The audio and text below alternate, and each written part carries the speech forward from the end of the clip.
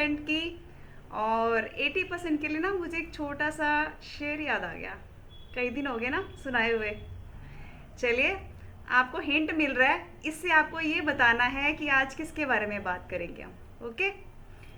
कुछ खास जादू नहीं है मेरे पास, कुछ खास जादू नहीं है मेरे पास, बस बातें दिल से करती हूँ। तो बताएंगे आज हम किसके बारे में बात कर रहे हैं। ओके, तो राजवीर मैम बताएंगे कि आज हम किसके बारे में बात करेंगे। Good yes. Evening ma'am. Good evening. Ma'am, दिल के बारे में। अरे वाह, बहुत बढ़िया जवाब, एकदम करेक्ट, बिल्कुल। Thank you Rajveer ji, thank you Santosh ji.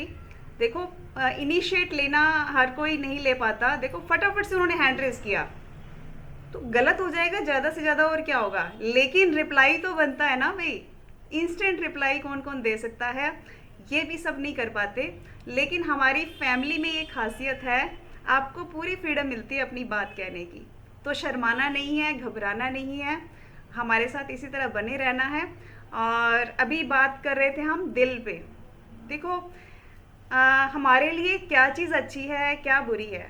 देखो, दिमाग तो अपना काम कर लेता है, अच्छा बुरा अपने बारे में सोच लेता है, लेकिन हमारे दिल के पास दिमाग नहीं है। उसके लिए हमें ही उसका अच्छा बुरा सोचना है। दिल हमारे लिए कितना इम्पोर्टेंट है, हमारा हार्ट हमारे लिए कितना इम्पोर्टेंट है, इसका अंदाज़ा हम इस बात से लगा सकते हैं कि अगर कुछ सेकंड्स के लिए हार्ट काम ना करे तो क्या हो सकता है ना। सोच के देखिए, कुछ सेकंड्स के लिए हार्ट काम नहीं करता तो कितने कितने बड़े अचानक डेथ हो गई, पता ही नहीं चला, बिल्कुल सही सलामत था, ऐसी ऐसी खबरें आती है ना हमारे पास। तो सोचिए वो कितना इम्पोर्टेंट है हमारे लिए, तो उसका ख्याल तो बनता है। बनता है या नहीं, कौन कौन सहमत है मेरी इस बात से। यस, प्रिया मैम का हैंड रेस है, बिल्कुल सभी सहमत होंगे। बहुत बढ़िया। तो ज़बरदस्त, आज हम इसी के बारे में बात करेंगे। सबसे पहले क्या है कि जो हार्ट को ब्लड सप्लाई करने वाली जो नलिकाएं जिसको कह लो, मतलब लोकल भाषा में हम कहेंगे पाइप्स जिसको कहेंगे, उसमें छोटी छोटी नलियां होती हैं इसी तरह से हमारे ब्लड को सप्लाई करने के लिए हार्ट को। ठीक है, तो उन्हीं ब्लड वेसल्स के थ्रू ऑक्सीजन भी जाती है ब्लड हार्ट में, राइट। अगर उसके अंदर ब्लॉकेज आनी शुरू हो जाए, अब आप कहेंगे एकदम से हार्ट कैसे वो फेल हो जाता है, फिर ब्लॉकेज तो एकदम से नहीं आती, लेकिन उसका भी एक रीज़न क्या है। हमारी बॉडी या हमारा हार्ट तब तक काम करता रहता है जब तक वो ब्लॉकेज 70% तक रहे अंदर, तब भी हार्ट काम करता रहता है। यह शायद हमें अभी नहीं पता कि जो ब्लॉकेज होती है तो एकदम से हमें पता लगता है कि अरे उसका हार्ट फेल हो गया। ब्लॉकेज कितने सालों से अंदर थोड़ी थोड़ी थोड़ी थोड़ी करके चल रही है, हमें पता ही नहीं है। जब तक वो ब्लॉकेज 70% तक ना पहुंच जाए तब तक हमें इतना पता नहीं चलता, अगर हम स्पेशली चेक ना करवाएं तो। क्यों? क्योंकि देखो, जब हम आराम कर रहे होते हैं, रेस्ट कर रहे होते हैं, हमें सिर्फ 10% जो है, अगर हमारा हार्ट सप्लाई हो रही हो ना ब्लड की, तो भी सही काम चल रहा होता है, राइट। अगर हम नॉर्मल वॉक कर रहे हैं या हल्का फुल्का हम सीढ़ियाँ चढ़ रहे हैं उतर रहे हैं, तो अगर 20% अगर हमारा हार्ट काम कर रहा हो तो भी काम चल जाता है, राइट। और अगर हम हल्की फुल्की जॉगिंग करते हैं या लो इम्पैक्ट वर्कआउट जिसको कहेंगे, हल्का फुल्का जंप करते हैं जिसमें अगर 30% तक हार्ट काम कर रहा हो तो भी हमारा काम चल रहा होता है, हमें पता नहीं चलता, राइट। प्रॉब्लम तब आती है जब 70% से ज़्यादा बढ़ जाती है ब्लॉकेज, तब हमें पता लगता है हमारी सांस फूल रही है, हमें घबराहट हो रही है, हमें अंदर से सफोकेशन फील हो रही है। ये सिम्टम्स तब नज़र आते हैं जब हमारी कंडीशन बहुत ज़्यादा वर्स्ट हो चुकी होती है, तब हमें फीलिंग आती है सफोकेशन वाली। हम में से बहुत सारे लोग जब जिन्होंने वर्कआउट स्टार्ट किया, शुरू में उनको क्या लगा, मेरी तो सांस फूल रही है, मेरे से हो ही नहीं रहा, घबराहट हो रही है, एकदम से पसीना बहुत ज़्यादा आ रहा है, हम कर ही नहीं पा रहे वर्कआउट। मीन्स कहीं ना कहीं उनके हार्ट में चैलेंज बहुत ज़्यादा आ चुका है। मैं यहाँ आपको डराने के लिए नहीं कह रही हूँ, लेकिन हमें अलर्ट होना बनता है क्योंकि ये इतना इम्पोर्टेंट पार्ट है बॉडी का, राइट? तो उसका ख्याल तो बनता है, राइट? तो उसके लिए हमें क्या करना होगा, क्या प्रिकॉशंस लेनी चाहिए? तो सबसे पहले तो हमें अपने लाइफस्टाइल पे काम करना है। सीमा मैम साथ साथ आप वेटिंग रूम प्लीज़ चेक करते रहिए। सबसे पहले हमें अपने जो है लाइफस्टाइल पे काम करने हैं। क्या हम अपनी नींद पूरी कर रहे हैं? क्या हम रेगुलर वर्कआउट या कुछ वर्किंग मोड पे रहते हैं, एक्टिव रहते हैं, राइट? ये हमें चेक करना है। क्या हमारा जो है माइंडफुलनेस है, सोशल माइंडफुलनेस, यानी कि हम अकेला रहने की कोशिश तो नहीं कर रहे, स्ट्रेस में तो नहीं रह रहे, सबसे अलग रह के चुपचाप रहने की कोशिश तो नहीं कर रहे। ये भी हमारी लाइफस्टाइल का हिस्सा है, राइट? अपने स्ट्रेस को मैनेज करना भी ज़रूरी है। एकदम से पैनिक होना ठीक नहीं है हमारे लिए, राइट? तो लाइफस्टाइल में बहुत सारी चीज़ें आती हैं सिर्फ ईटिंग के अलावा भी। तो अपना सोशल सर्कल भी बनाना है, अपने स्ट्रेस पे भी अच्छे से काम करना है, मिलते जुलते रहना है, बात करना है। कहीं अंदर थोड़ा बहुत कुछ दबा हुआ है तो कम से कम वो बाहर निकल आए।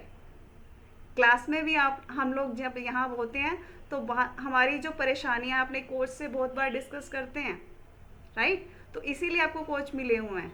तो आप अपनी एक एक चीज़ डिस्कस करिए उनके साथ। आप अपनी हेल्थ को बेस्ट बनाना चाहते हैं तो 24 आवर्स अवेलेबल हैं आपके कोचेस। आप बात करने वाले बने बिना किसी हेजिटेशन के, राइट? दूसरा, हमने अपने शुगर और साल्ट पे ध्यान देना है। चीनी कितनी खा रहे हैं हम लोग? चीनी जो है, स्पेशली रिफाइंड शुगर मैं कहूँगी, उसके अंदर इतनी ज़्यादा केमिकल्स जाके उसको प्रोसेस किया जाता है, उसको क्लीन किया जाता है। तो जो केमिकल्स उसके अंदर डाले होते हैं उसको प्रोसेस करने के लिए, बॉडी के अंदर जाके कितना सारा नुकसान कर देते हैं, हमें नहीं पता। शुरू में देखो, हमने बचपन से खाना शुरू किया, जब से हमने जन्म लिया, और अब तक स्टेप बाय स्टेप रोज़ रोज़ रोज़ रोज़ हम वो शुगर ले रहे हैं। तो धीरे धीरे तो बॉडी भी उसका रिएक्ट करेगी ना। आपको लगता है कुछ नहीं होता, सब लोग खाते हैं, मैं भी खा लूँ, लेकिन आपकी बॉडी आपके लिए है। दूसरे खा रहे हैं तो उससे आपकी बॉडी पे असर नहीं हो रहा। आप खा रहे हो तो आपकी बॉडी पे असर हो रहा है। तो बी केयरफुल, इसके लिए ध्यान रखिए बिल्कुल। तो आपने अपने शुगर और साल्ट, नमक और चीनी, दोनों सफ़ेद चीज़ें ऐसी हैं, दोनों पे ध्यान देना है। कहीं हम नमक बहुत तेज़ तो नहीं खा रहे हैं, राइट? तो इन दोनों पे ध्यान दीजिए। उसके बाद हमने क्या करना है, अपने फाइबर इंटेक पे ध्यान देना है। देखो, बाहर की सफाई हम झाड़ू से कर लेंगे, पोछा लगा लेंगे, घर को अच्छे से चमका लेंगे, अंदर कैसे क्लीन करेंगे? कौन सा ब्रश लेके जाएंगे अंदर? कौन सा ब्रश लेके जाएंगे? फाइबर वाला, राइट? तो फाइबर अच्छा लेना है।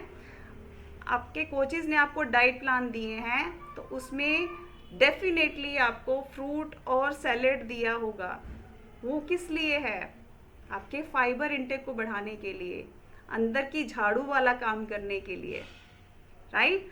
तो उसके अलावा जो चने हैं, उसका ऊपर का छिलका फाइबर का काम करता है। सफ़ेद चने हैं, काले चने हैं, सीड्स हैं, दालें हैं, दालें छिलके वाली, तब आपको फाइबर मिल रहा है।